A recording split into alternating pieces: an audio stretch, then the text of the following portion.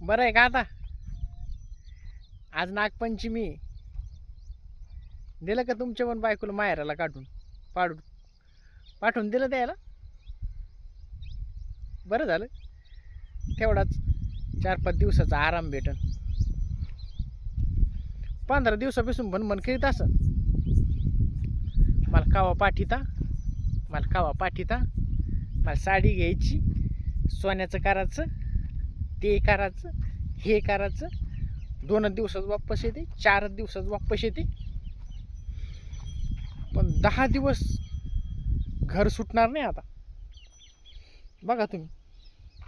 आणि नुसतं म्हणेन तिथून फोन करून, जेवल्या का, जेवण करून घ्या.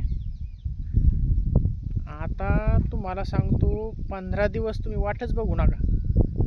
आपल्याला पण तेच पाहिजे होतं. भनभन भनभन भनभन, हे आणा, तेल संपलं, मीठ संपलं, असं झालं, गॅस संपला, ते संपलं. तुम्ही पण मोकळा श्वास घ्यायला मोकळी. 15 दिवस ताण घ्यायचं काम नाही आता. मस्त खायचं आणि मस्त झोपायचं. आणि मॅसेज करत राहू नका.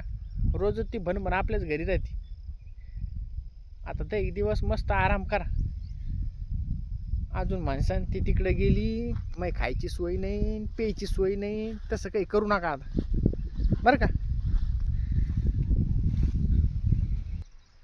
तिकडं ती पण उपाशी राहणार नाही आणि तुम्ही पण उपाशी राहणार नाही. पण एक चांगलं झालं, नागपंचमी आली, 10 दिवस आपण फ्री झालेलो आहे.